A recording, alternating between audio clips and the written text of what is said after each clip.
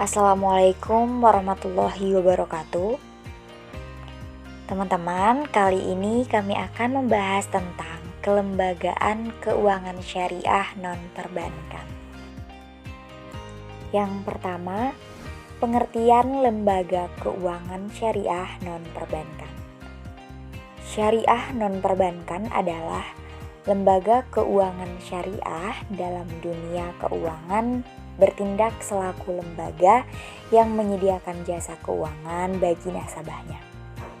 Berdasarkan prinsip-prinsip syariah, di mana pada umumnya lembaga ini diatur oleh regulasi keuangan dari pemerintah.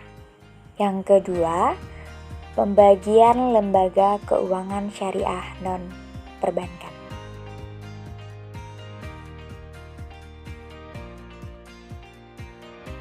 Yang pertama, lembaga asuransi syariah, lembaga pasar modal syariah, lembaga penggadaian syariah, koperasi syariah, dana pensiun syariah, lembaga usaha syariah atau disebut dengan syirkah, dan lembaga zakat, lembaga wakaf, dan yang terakhir yaitu Baitul Al-Mal wa Al-Tamwil. Yang pertama, lembaga asuransi syariah. Asuransi syariah adalah usaha saling melindungi dan tolong-menolong di antara sejumlah orang atau pihak melalui dana investasi dalam bentuk aset atau tabaruk yang memberikan pola pengembalian untuk menghadapi resiko tertentu melalui akad atau perikatan yang sesuai dengan syariah. Di dalam asuransi syariah ada dua jenis akad.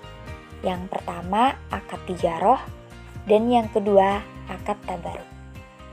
Akad tijaroh adalah akad yang digunakan dalam transaksi bisnis yang di dalamnya terdapat perhitungan untung rugi secara material.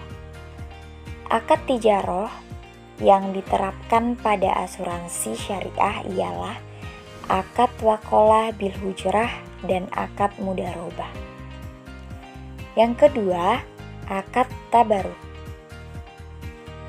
Tabaruk yang berarti hibah, dana kebajikan atau derma konteks akad di asuransi syariah.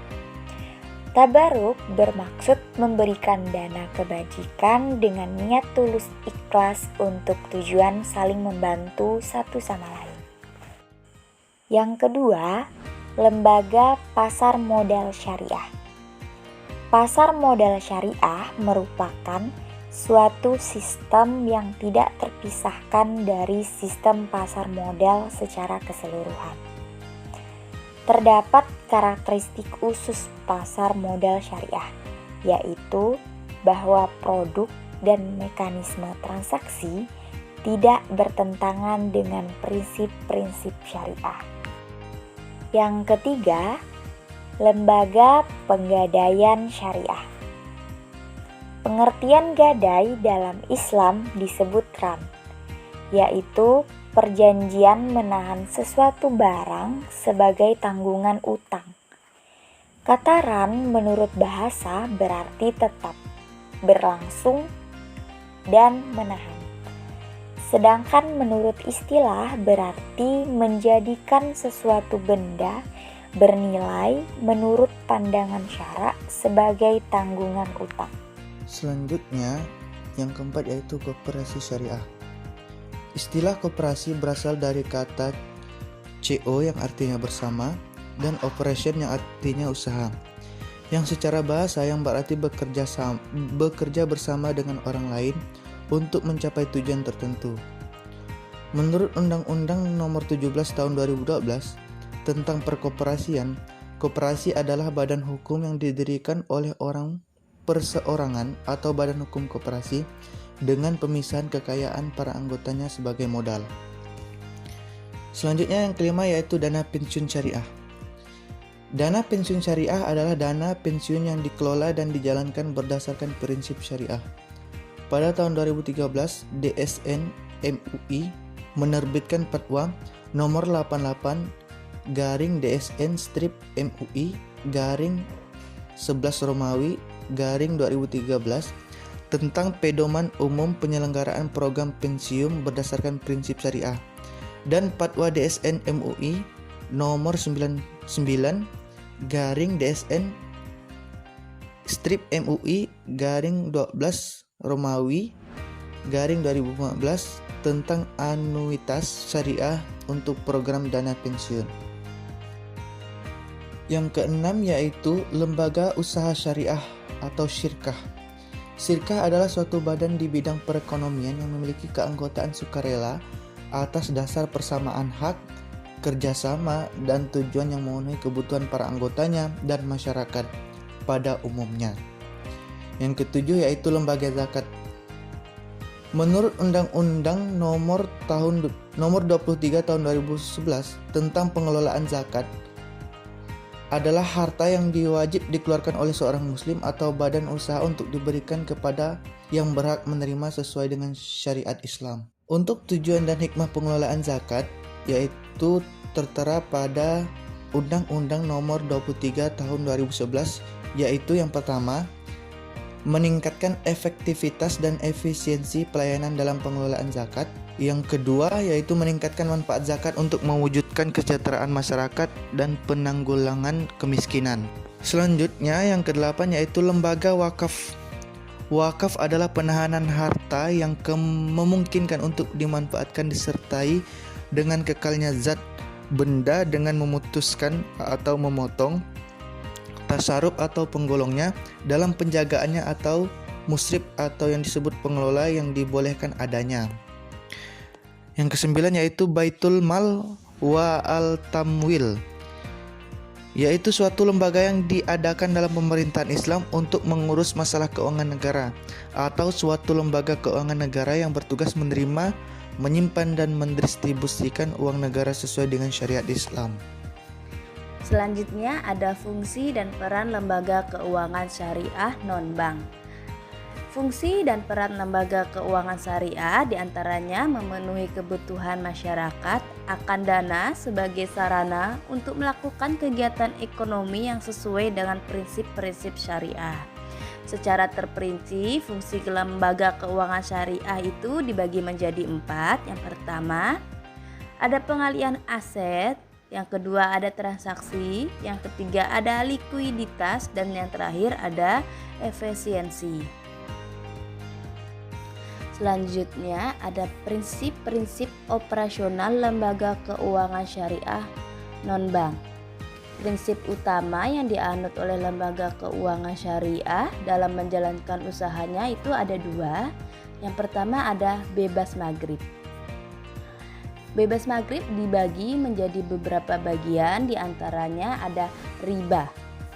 Riba yaitu penambahan pendapatan secara tidak sah atau batil, antara lain dalam transaksi pertukaran barang sejenis yang tidak sama kualitas, kuantitas, dan waktu penyerahan, atau dalam transaksi pinjam-meminjam yang mensyaratkan nasabah menerima fasilitas mengembalikan dana yang diterima melebihi pokok pinjaman karena waktunya berjalan, atau nasyiah.